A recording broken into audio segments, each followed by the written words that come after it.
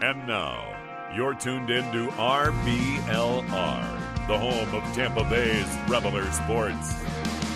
What's up, y'all? How's everybody doing? RBLR Nation, what's up, guys? My two favorite co-hosts in the building as well. Hope y'all are having a great week, great day, great night. It's the middle of May. It's kind of the dog days of the football season. Not a lot going on. Just kind of, pedaling along, hoping that this regular season or preseason comes soon. But the good news is this past week was schedule release week, which can be kind of fun. A lot of social media teams get to kind of flex their muscles. The Chargers had a really cool anime special. The Titans went around and asked random people to guess the different logos, and it produced some pretty funny responses. But anyways, I cannot ramble any longer without introducing my wonderful co-hosts, Musab Tariq and Zach Blaine. Musab, start with you. Say what's up to the people. Say how y'all doing. What's going on, ladies and gentlemen? Always a pleasure to be here to talk with the boys about some Tampa Bay football, and I look forward to this episode. We got a lot going on this off season, a lot of moves being made, and obviously, as you mentioned, Carter, with the schedule coming out, there's a lot to think about as to what's going to happen with this team. But I'll leave it at that. Zach, what about you, man? How you feeling? Man, I'm just trying to. The pollen out here in Tennessee is built different. I tell you what, dude, trying to get through these allergies. But the one thing that's helped so far is being able to kind of look at this schedule that we're going to go over today, and I mean, it's just been exciting. Yeah, absolutely. I mean, everyone had. I think the Bucs did a little Chat GPT announcement thing on their Twitter page to announce the schedule officially. But we'll get right into it. Obviously, we've been talking about this schedule release, and I'll just kind of read it off. Week 1 at Minnesota, week 2 versus the Bears, week 3 versus Philly. The week 3 matchups on Monday Night Football, so that's kind of fun. The week 4 matchup in New Orleans. Then it's a bye. Week 5, they're playing Detroit at home, Atlanta at home. And then they got the Thursday night matchup in Buffalo. That's going to be brutal. We'll get into that. And then they're playing in Houston the following week, and then they get Tennessee at home. Then they go on a road trip to San Francisco in Indy, and then they have a divisional matchup in Carolina at home for week 13. Week 14 is another divisional matchup, but on the road in Atlanta. Then they head up to Green Bay. Then they come back for Jacksonville and New Orleans, and then they go to Carolina to finish out the year. It's like an 18-week season. It's the second year of them doing that in the NFL. It's kind of interesting.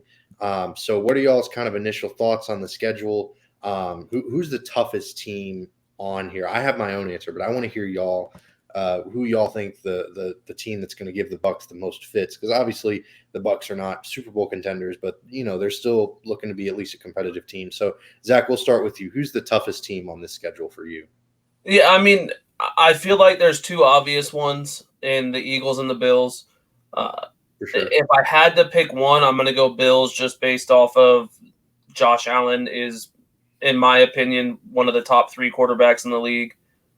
So the Bills are probably the toughest, but looking at the schedule, I only see like 4 actual tough opponents in general. And one of them is tough because who knows how they could play. And that's the 49ers and the Vikings are the only other like tough teams, in my opinion, that are on the schedule. For sure. It's definitely a lighter load than last season when they had to go through the AFC North, I believe. It was the Ravens, Bengals. Yeah, it was just brutal. I mean, they had to face a really hard division because that's probably one of the best divisions in football right now. And Agreed. that still is probably the case. But yeah, I'm with you. The Bills and the Eagles, they're Super Bowl contenders. I think I'm with you with the Bills just because it's a Thursday night matchup and it's on the road and it's Buffalo in. Oh, okay. So it's Buffalo in October. So it's not. I was going to say it's Buffalo in December, but no, it's not too bad, but it's still cold. Still Buffalo. For sure. Musab, how about you? Who's your toughest opponent out of this schedule?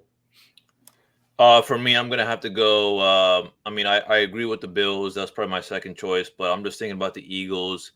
I really do think that just because they're the underdogs, or they lost the last Super Bowl. I think they're really trying to make this season as best as possible and as soon as possible.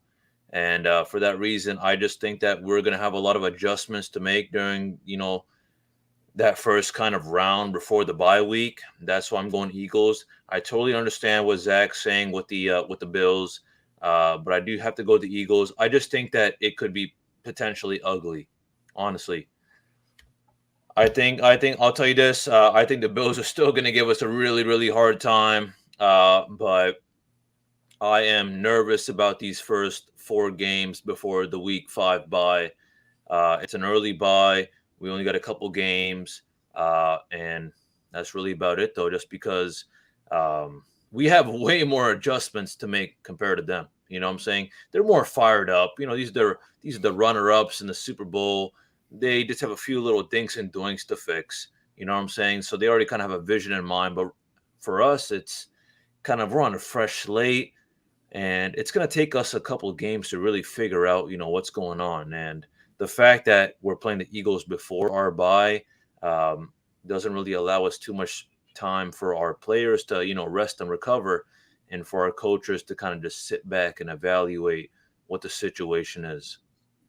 For sure. That's a great point. Playing Philly so early when they have, like you said, it's only a few minor adjustments that they'll maybe have to make, but otherwise they have a pretty solidified vision of what they want their team to be. Obviously, they went to the Super Bowl last season and they haven't really, I mean, they lost CJ Gardner Johnson and they had a weird thing with Darius Slay, cutting him and then bringing him back. But for the most part, like you said, they're bringing back the majority of their roster from last season, and they also added arguably one of the best players in the draft. So it's just like you said, Musab, I'm with you. Sorry, go ahead. And they brought in Nolan Smith, yeah, from Georgia. Smith, yeah.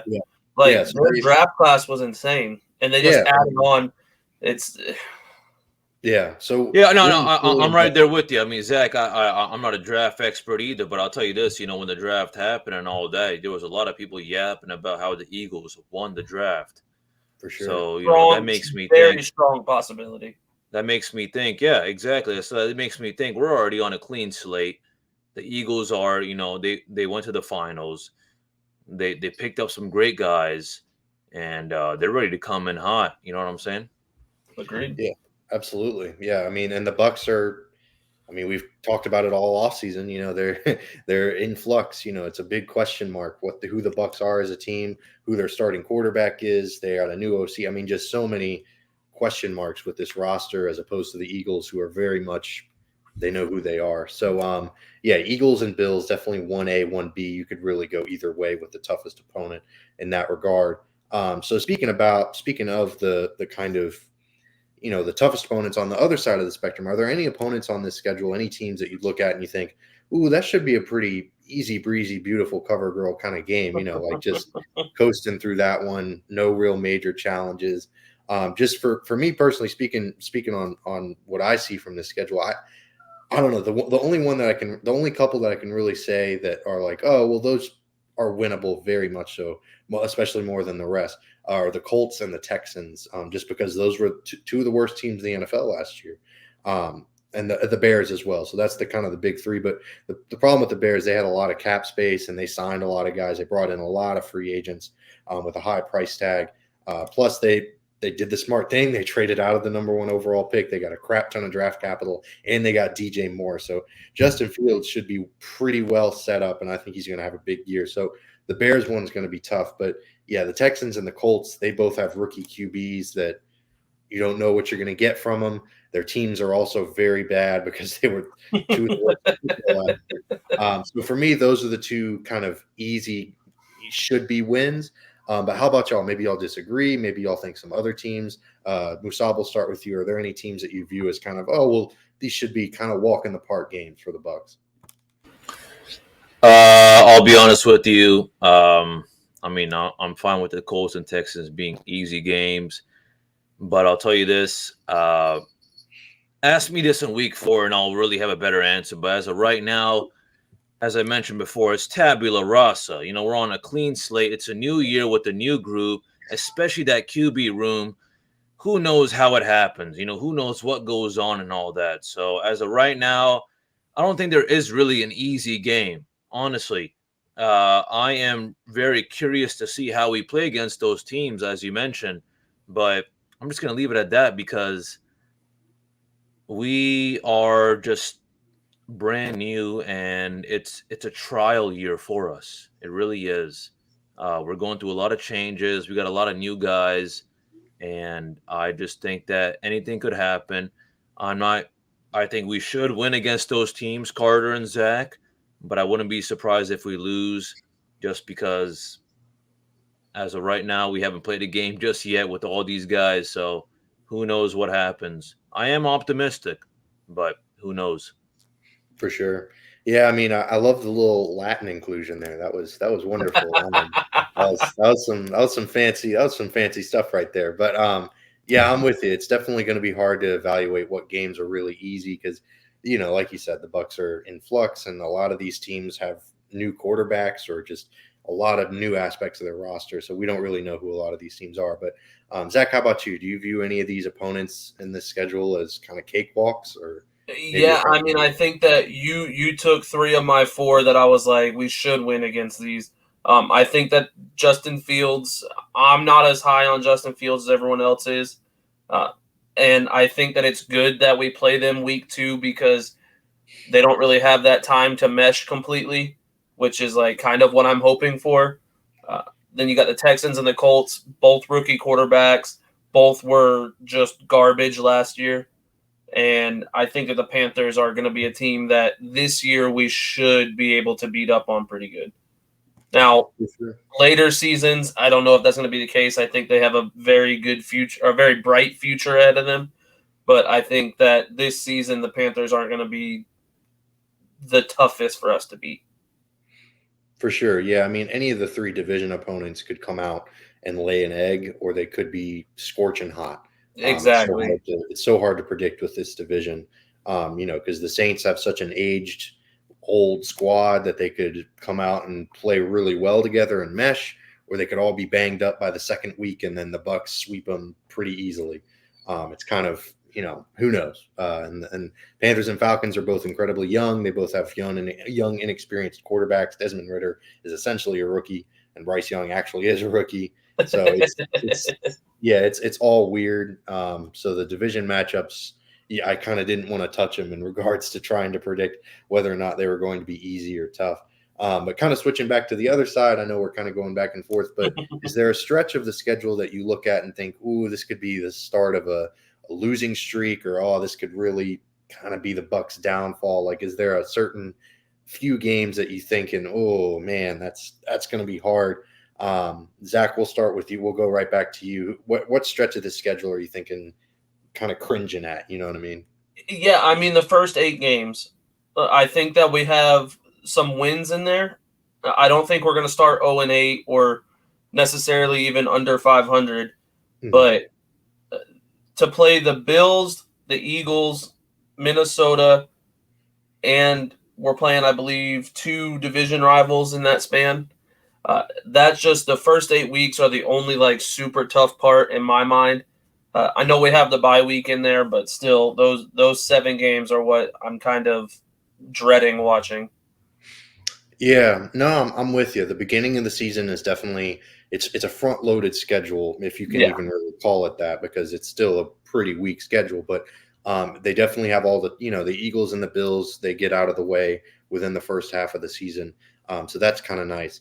But for me personally, it's weeks 8 through 11, just because they get Bills, Titans, 49ers. And, we can sit here and talk about, oh, Ryan Tannehill's garbage. Oh, the Titans are, they're a weird team. And all of that's true, but they're the most well-coached, one of the most well-coached teams in the NFL. They're always going to have a very competitive roster, and they're going to give the Bucs fits. So I think that, that could be a scenario where they go 1-3 in that stretch, or they could, if they manage to fumble the bag against the Texans too, they could go 0-4. So, it's going to be, that's probably the stretch of games that I have. Our luck with rookie quarterbacks. So right. For sure. Musab, how about you? Do you have a stretch of the schedule that you're looking at and kind of grimacing or cringing? Not really cringing, but I'll tell you this. Perhaps I've already mentioned it earlier. I am really looking forward to seeing how we do these first 4 games before the bye week. The Vikings and the Bears, I think we'll just see how it goes. But I'm a little concerned as to how we're going to play against the Saints and the Eagles. And my biggest thing is, I'll tell you this, we can have a hard time, as y'all have mentioned, with the 49ers and the Bills and everything like that later on. But I'm looking at as to how we're going to adjust. I think that my personality or my views or my opinions about the Buccaneers can drastically change depending on how we perform during those 4 weeks. Honestly, because I'll tell you this, during that week 5 bye that we have, I really do want to make sure that any mistakes we have, we're really targeting them. We try to fix them to the best of our ability. But I'll tell you this, it's not a walk into the park. It is, yeah, it's not easy, having a schedule where, you're going Bills, Texans, you have Titans and the 49ers. We'll get those wins in, but what I'm looking at is those first 4 kind of feel out games. Those first 2, we start in Minnesota. We'll see how we do and all that. We're away. We come back home. Zach, I'm right there with you. I see nothing special as well with the Bears and Fields. I have respect for Fields, but I think it's a good example to kind of really get us ready for the Saints and the Eagles. After that, I'll say, depending on how we're doing, I'll be more optimistic or I'll be more pessimistic, but that's about it. For sure. Those first 4 games they're tough because, like you said, the bye week hits and then it's kind of on your own kind of thing, good luck Charlie kind of deal. So it's definitely tough to kind of have those first 4 games. It's more like good luck Baker / good luck Kyle. Right. That's what it is. Right. That's what for it is. sure. I'm just going to be honest with you. That's the big kind of question mark right now. Okay. Is seeing, where these stars line up. How are our stars like, Mike Evans and Godwin, how are they going to adjust to, this kind of new situation? So I just think that we're like this. I feel like we're like this new, like kind of school that just opened up in a city with a bunch of other schools and no one knows who we are. No one knows what we're capable of doing or what we're not capable of doing. And we're just going to find out as we play a couple games.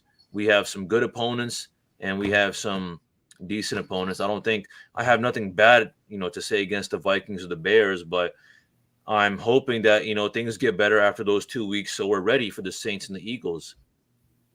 Yeah. That's definitely the goal, is to kind of prep for those next, because, like you mentioned, the Eagles are defending they're defending NFC champs, and then the Saints are a divisional matchup. So those first 2 games, if they go 1-1 or 0-2, it sucks, but it's not really that big of a deal. But the next 2 games, more of a litmus test, and then, a divisional matchup, those are always huge. So yeah, definitely going to be interesting to see how those first 4 games go. But taking a step back and kind of looking more from an NFL lens, or maybe just a football fan lens in general, are there any games that y'all look at the schedule and think, that should be pretty fun to watch, even if the Bucs get blown out, or even if it's not going to be a good game, whatever? Is there a team that you're just excited to watch as a football fan? Zach, we'll start with you. Yeah, I've got 4 teams that we're playing that I'm excited to watch. The Bills, based on just like I love watching Josh Allen and Stephon Diggs play football together. Like I love that team. I don't like them as like a fan, but I like them as a football fan, if that makes sense. Mm-hmm. And then I've got some good rookies that I'm excited to watch, as far as the Colts, the Texans, and the Falcons. I hate the Falcons, but I've got it. I'm excited to see Robinson play. You guys know how big a fan I am of him, so I'm excited to see him. Anthony Richardson for the Colts, that's going to be good. And then I just want to see how the Texans are playing with their Will Anderson and C.J. Stroud picks, and just seeing how they can do. I think that those are all going to be good games to watch, whether they're blowouts or not. It's going to be fun to see some of the new generation of talent coming in. For sure. Yeah, those are definitely all going to be pretty fun games. There's not really a game on this schedule that I look at and I'm kind of just like, ho hum. Maybe the Titans, but even then, they're still Derrick Henry's. Yeah, I think the only one that I look at and I'm like, are the Saints games. Yeah, and maybe the Packers as well. But the Packers got Jordan Love. I'm excited to see him. I don't think he's that guy, but I'm excited to see. He's set behind Aaron Rodgers for 3 years now, so I'm excited to see what he can do. But the only games that I can say I'm just like, don't really care to watch are the Saints games. For sure, yeah, I'm kind of with you. Musab, how about you? Are there any games that really you're excited to watch as a Bucs fan, or rather as a football fan? Excuse me. For me, I mean, I have a couple for different reasons. I'll start with the first one is just because I think at this point, we should be kind of well adjusted, and I think it should be fine. Which is November 5th. It's my brother / my cousin's birthday, November 5th against the Texans. Okay. Okay, there you go. But no, I mean, hey, Zach, I'm right there with you. Just because Zach, you've been yapping about this gentleman every single episode, not every single episode, but a lot. Which is, yeah, let's see how Anthony Richardson does with the Colts. Minus that, just our division rivals, and again, I just want to see. I just hate to say this, just because I've never said this, but sure, we'll lose against the Eagles, but I want to see how much of a beatdown can we handle. How much can we, how much can we take? I don't want our Buccaneers to get run over by them. I want this to be somewhat of a dogfight, I guess. I want that kind of game to be the game where it's like, listen, it's been a couple of weeks now. It's time to, really kind of adjust as teammates and as an organization. That's the big kind of question mark. You had 2 games in. Now you're going against the Eagles, who are the, runner-ups or whatever. And that's what I'm looking at, just because I want them fired up, or at least somewhat motivated to go against the Saints. So that's really about it. For sure. The division matchups are always going to be easy to get up for, I think. But yeah, I'm definitely with you. The Eagles is going to be, like we've been saying, kind of a litmus test just to see what the Bucs got, if they even put up any kind of fight whatsoever, if they kind of just roll over and say, all right, y'all got it, and then, let the Eagles walk all over them on Monday Night Football. But yeah, that's kind of tough. But one thing that I'm looking forward to watching as just a human being, really, is people rocking some RBLR gear. That's going to be fantastic. That's going to be my favorite part of the season, is looking in the stands, seeing all the people wearing the Tampa Bay RBLR gear that maybe they forgot that it's a Bucs game. They thought they were going to a Rays game, and they wear the Bring Back the Devil. Hey, more power to them. I've seen people wear basketball jerseys to baseball games. Yep. It's weird. People wear some weird stuff. But anyways, yeah, check out shop.rblrsports.com and enter the promo code Cannon, CANNONS, for 10% off everything on your order. They got some fire gear for the Rays, Bucs, Lightning, or Rowdies. Anything your heart desires in regards to Tampa Bay sports. So anyways, after that shameless shot plug, we're moving on to a different topic regarding the schedule, because this is the big thing this week. It's a huge deal because it says who the Bucs are going to play, and they're in such a weak division that they could mess around and, win the division somehow. It's very up in the air. So we've been talking about the early bye week 5. How do you see this affecting the Bucs during the season? Just because, most teams, most of the years it's in the middle, maybe from the 7 to 12 range is the bye week, but week 5, that's pretty much, you're playing 4 games, and then you got 13 games after that straight. Yeah. Does that early bye week affect the Bucs? Zach, we'll start with you. I mean, it sucks. It's the dumbest thing in the world. Like, if we were hypothetically say we go to the Super Bowl, right? We've got to play a string of like 17 straight games. That's wild. That is insane. I feel like it's going to make our team weaker at the end of the season, because it goes without saying there's going to be injuries. Like, it's a contact sport where there's going to be people that get hurt, and it doesn't give us that break towards the middle to end of the season. Like, if we had week 12, I would feel so much more comfortable. I'd be like, all right, so that's the chance we can rest players. Everyone's going to need to rest at that point. But to give us week 5 and then make us play from week 6 to week 18 straight, that is insane. And whatever other teams have week 5, like, that's not even based off just being a Bucs fan. That's based off of being realistic. Like, what's the point of a bye week at week 5? Yeah, it's a good point. Bye week at week 5. Yeah, it's kind of pointless. Although a counter argument, not kind of a counterpoint, Bucs specific. Obviously, if they were competing for a Super Bowl, week 5 bye week, horrible, and it's still bad. But is there any part of you that's like, well, an early bye week at least gives them a pause to maybe evaluate things, especially since they have a quarterback position that's not really solidified. Do you think, oh, well, maybe since it's an early bye week, maybe they'll get a chance to kind of sit back and figure some stuff out? I mean,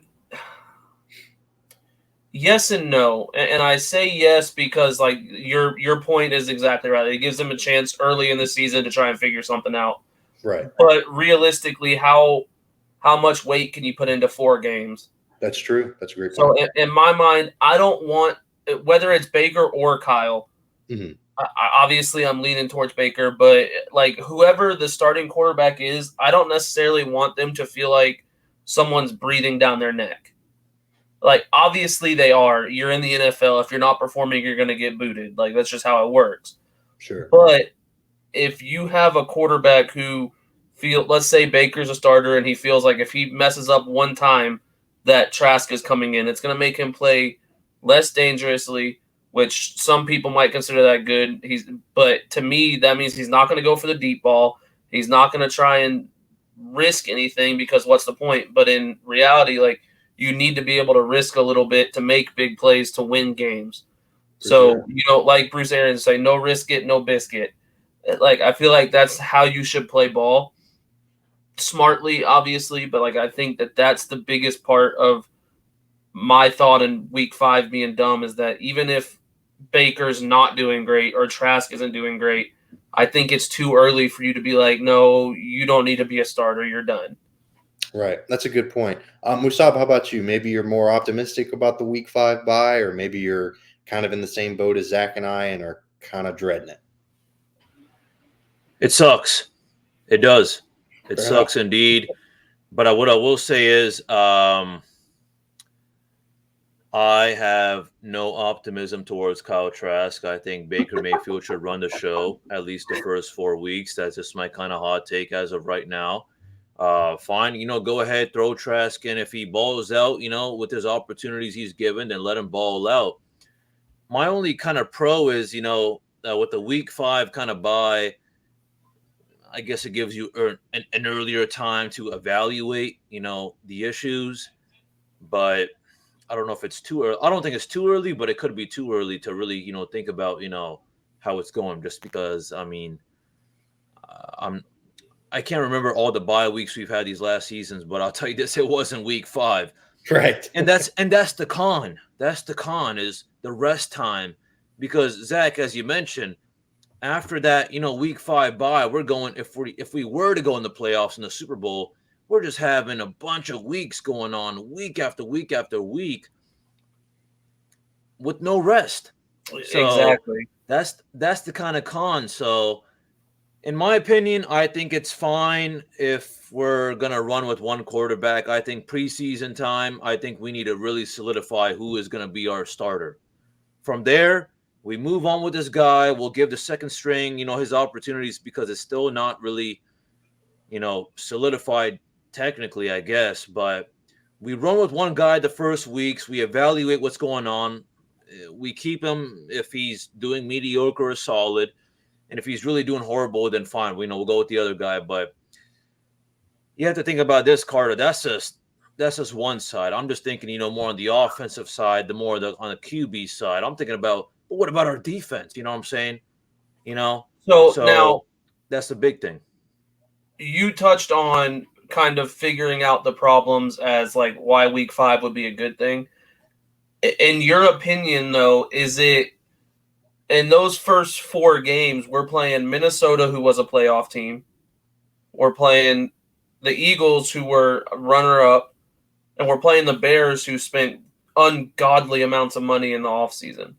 So those are 3 teams that are 2 teams that are very good and 1 team that could potentially be good. And then the Saints, we don't know with them yet. But do you think that it's fair to be like, all right, so these are our problems when we're playing kind of really good teams for the first 4 games? I don't think that I should say we're all playing these really good teams. I do agree. It's the Eagles and the Saints, and as you mentioned with the Vikings as well. I think these are kind of good trial games. I am not super optimistic, and I'm not going to be super hard headed if we. I'm looking at least be 1-3. I'll tell you that. I'm looking at least minimum 1-3. Okay, Agreed. if we're, you know what I'm saying. So for that reason, I think if we go 0-4, then it's really time to do some thinking. But you know, I don't know much about how these kind of bye weeks are planned out, but it is unfortunate that we had such an early bye week. Um, I just think that it's more of a kind of a waking call to our team, saying, "Hey, listen, if you scrape through some of these good teams, like the Eagles and the Vikings, then we'll make some adjustments. But if we get run over a couple times before the bye week, then it's time to sit down the boys and really readjust the whole game." Okay, so that's what I'm thinking. I'm thinking, it's better to have this kind of week 5 to think about, what we really want to do. But I wouldn't be surprised if it's also a week or a bye week that's too early to make these kind of calls. You know what I'm saying? So I am kind of 50-50 on it. I want to be a little bit more optimistic just so the guys have a little bit of rest time. But I'm also thinking, as I'm yapping my mouth, what kind of rest time do we need? It's only week 5. You know what I'm saying? We got a whole season Right. in front of us. Yeah. So long story short, that is my issue is sure, we'll have rest time. We'll have time to evaluate, but I don't think it's going to be valuable as it would be if it would be in the later weeks, if we had a later bye week. Absolutely. Yeah. The early bye week, like you said, the first words that came out of your mouth, Musab, it sucks. That sums it up perfectly. Yeah. Yeah. It's brutal. But y'all are talking about kind of evaluating the teams and kind of taking a bigger look. At what point in the season is there a range of weeks maybe that you look at and say, all right, this should be about the time where we know who the Bucs are as a team. Like we know, are they playoff contenders? Are they, division contenders, or are they just playing for Caleb Williams next year or playing for a high draft pick? Is there a range of weeks that you're like, all right, this is who the Bucs are as a team? Zach, we'll start with you. What's the kind of week? If you have a week in mind, great, but even just a range of weeks that you think, all right, by now we should know who the Bucs are. So for me, there's so many spots where I'm like, well, it could be here, it could be here. I'm gonna say between weeks 10 and 12, depending on where our record's at. Mm-hmm. If we have a losing record by week, like between 10 and 12, then I think it's like, all right, let's just we're done. Like the season's done for. We have no reason to win anymore. We have no reason to try and win. I'm kind of against tanking, but also like it's Caleb Williams, so at that point, I think I'd be okay if we just lost out from week 10 to 12. Right. Yeah. Week 10 to 12 is definitely the probably one of the better ranges. I'm probably going to go a little earlier. I think by week 9, if they beat the Texans and they're either, close to 500 or over 500, whatever the case may be, then, hey, they're on track. Let's keep it going. No matter what happens the rest of the year, I feel, you feel good at least moving up to that point. But yeah, if they lose to the Texans and they're, below 500, or maybe they're 0-7 or 0-8 at that point, that would be brutal, but it happens. So that's kind of my solidified week, is that Texans game. That's kind of the middle, and it's kind of, a good kind of tipping point, because the Texans are kind of a tough team. They're not super great. So if the Bucs manage to screw up and lose to them too, then it's not looking good for the rest of the year. Yeah. Musab, how about you? Do you have like a range of weeks or a week specifically that you think of that, oh, that's going to be when we know who the Bucs are as a team? I agree with you, Carter, with the whole kind of after week 9, after we beat the Texans, if we have a somewhat rather satisfactory record. But what I will say is the optimism is really going to kick in if we have a very close game or we win against the 49ers. I'm looking at week 10. Week 10 is really going to be that solidified statement as to where we stand. I think we should be fired up if we're doing solid against, all those teams after week 9. But I'm looking at week 10 to say, listen, if we scrape it by the 49ers, we have a close game. I think we should stay somewhat optimistic. I don't want to say that we're gonna, boom, we're back at it, or oh my god, like the Bucs are, the Bucs are still, still on fire, whatever, or they're still somewhat on fire. I don't know how to say this without sounding rude against the Bucs. I just don't want to be embarrassed this season. You know what I'm saying? So after week 9 and week 10, that's gonna tell me if I'm gonna be embarrassed or not. If it's a good day to be a Buccaneer fan, or if it's a bad day to be a Buccaneer fan. So week 11 for you is your pinpoint. If we lose week 11, then our season's over. No. I'm saying after week 10. If we have a good game with the 49ers, we lose, we win, or whatever, we scrape by, we win. I think we should be fired up for the rest of the season, no matter how we're doing, or we should stay motivated. We should just finish out strong. It's just division rivals. We have the Colts, and I just think that's just something to look forward to as a Buccaneers fan, because I don't see anything super, super special. I just, as you mentioned, with all the Anthony Richardson talk, I just, want to see how that goes. But after that, it's just kind of focusing on the division rivals to see where we stand with them. But for me, after week 10, I think we should have a very, very clear idea as to where we stand. I'm not going to act super optimistic. I don't think that we're going to be the same Buccaneers as we have been before, and I think all the fans know that. But there should be some kind of sort of positivity, in the area or in the atmosphere, is what I really want to say. To say that, hey, listen, we started out fresh, we did decent, and hopefully we'll get better, year by year, whatever. But hey, at least we're not just completely crap in the bed.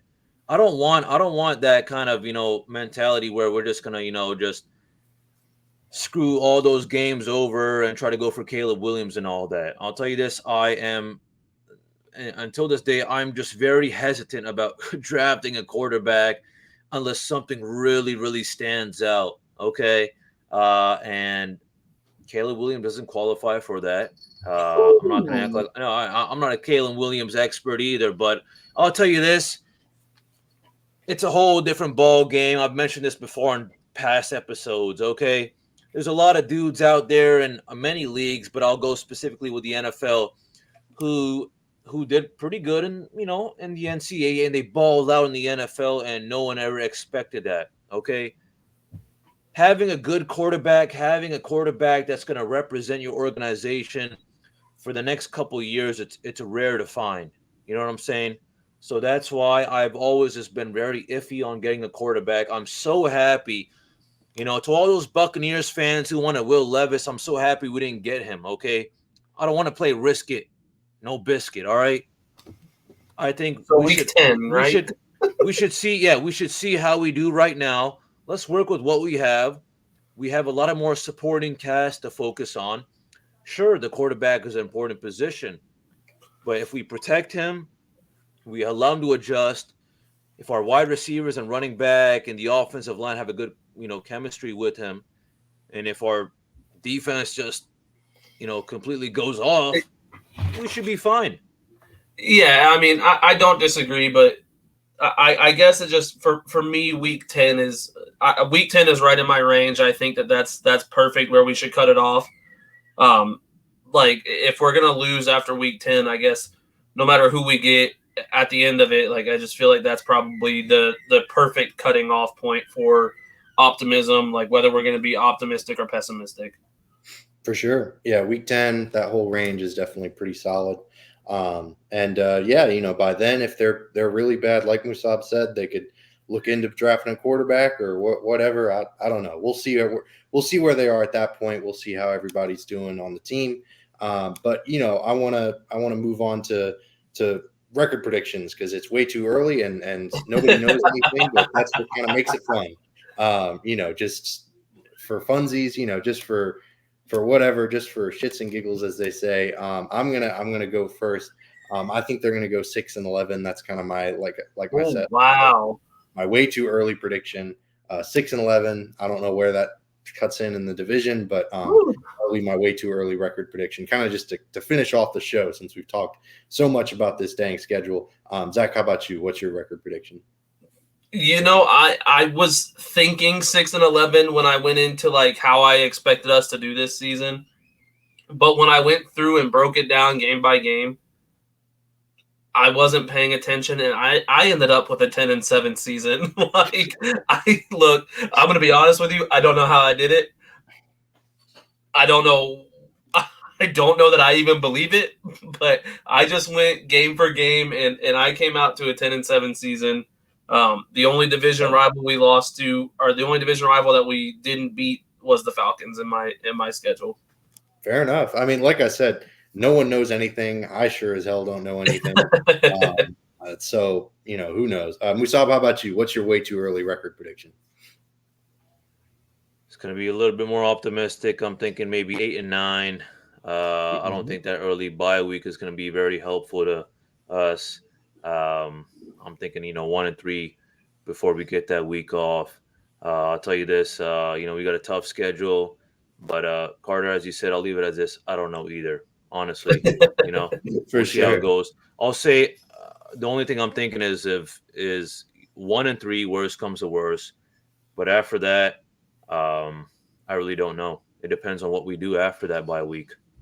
Yeah, they really got to kind of hit the ground running after that bye week because they kind of get two of their tougher opponents out of the way early. So after that bye week, they got to kind of hit the ground running and hopefully get 2 victories against the Lions and the Falcons. I think that's going to be the most important stretch of the season is right after the bye week, getting 2 wins, because then they got Buffalo, and I don't think they have a chance in hell against Buffalo. So yeah, those first 2 games after the bye week, regardless of what happens with the first 4 weeks, yeah, they really gotta take control there. So yeah, definitely. Who knows? But what do you think 8-9 means? I mean, do you think 8-9 means that maybe they explore, using that first round pick on a quarter? I know you said that you hate drafting quarterbacks, but I think 8-9 for me at least means that they kind of have to sit back and pick a different spot, kind of fill out the roster some more. But do you feel that way, or do you maybe feel a little different? Well, hold on. Before Musab gets into it, 8-9 gets me cookies from your mom, doesn't it? Oh, that's true. It does. Yeah, that's all I'm worried about. Sorry, right. Musab, do your thing. I just had to make sure that I was thinking right. For sure. Mind's in the right place. All right. What you got, Musab? For me, I just think that, it's more on an optimistic perspective after that bye week. I think, we're going to have a couple tough games here and there. But I think that if we make the right adjustments, I think we're able to kind of, cap it off at that point. But it's going to be tough. It's a reach. I want to kind of run with Baker, to be honest. I kind of just want to leave Trask behind. I want everyone to kind of focus on how we adjust with Baker Mayfield. But then again, we have a whole new kind of group, so we'll see how it actually adjusts. I just been hearing a lot of good things, with our whole organization, with the guys we got, with the draft picks and our undrafted free agents. So I think we're able to make something out. I just want to focus on winning the division more than anything. That's the big battle I'm looking for. I know we're going to get our losses in there for sure, but I'll leave it at that. So does 8-9 win us the division in your mind? Oh man, good. Shoot, it did last season. It could, it could. But oh man, this NFC South is looking mad interesting this offseason and everything that's been happening. So that's more of an optimistic perspective. Maybe it's not very realistic or pessimistic. I mean, but, dude, our record predictions span so much that I think that's a perfect idea for the season. Like 3 people who talk football together literally every single week have such drastic differences in their record predictions. So I think that this team could be surprisingly good, and I think that this team could be expectly bad. Well, I say that, yeah. Well, because a lot of other teams are also going through their own adjustments, and especially in the NFC South. It's not like anyone in the NFC South feels mad confident. Yeah. I feel bad for any Saints fan or Falcons fan or Panthers fan thinking, oh wow, this is us, or this is where we're looking at. It could be a whole different ball game for any of us. We could be at the bottom, we could be at the top, but we'll see how it goes. I do think that our division is going to be the closest division. Like, I don't think no one's going to run away with it, and I don't think anyone's going to drastically fall to the bottom. I don't think there's going to be like a 12-game gap between first and last. Oh yeah, no, most definitely, I agree with that. Yeah, it'll be the worst division, but it'll be the tightest. Agreed. Yeah, agreed. 100%. It's gonna be that. I think it was a division. Wasn't there a division last year? It wasn't our division. I'm pretty sure it was our division last year. We won it at 8-9. AFC South, the two South. Yeah. But I think there's another division out there that was kind of like, wow, like this is the number one team in the whatever division. Right. I can't think of it from the top of my head, but it's going to be like that for sure. Oh yeah, no one's going to run away with it. Believe me, this could be a roller coaster for all of our divisional teams. Honestly, agreed. And it's going to be a show for sure. Honestly, I think that's what's going to be exciting me about those kind of divisional games and how our divisional teams go against these opponents as to where they stand compared to us. We're in for a treat, guys. I think the time has finally come, if I haven't mentioned already, but Brady gone and all that. We've started on a new slate, so we'll see how it goes. But I want to have a little bit of optimism. For sure. Yeah, optimism is always the best case, especially to close out the episode. Because, we're coming to the end here. I want to thank all y'all for tuning in and listening. If you liked what you heard, like and subscribe on YouTube. You can also follow us on our social media accounts on Facebook, Instagram, and Twitter, and TikTok. So at RBLR Sports is the username. Thank you again for listening to us talk our heads off about stuff that, no one really knows anything about at this point. Record predictions, what the hell are we doing? But anyways, thank you again for tuning in. We appreciate it as always. And as always, go Bucs. Go Bucs.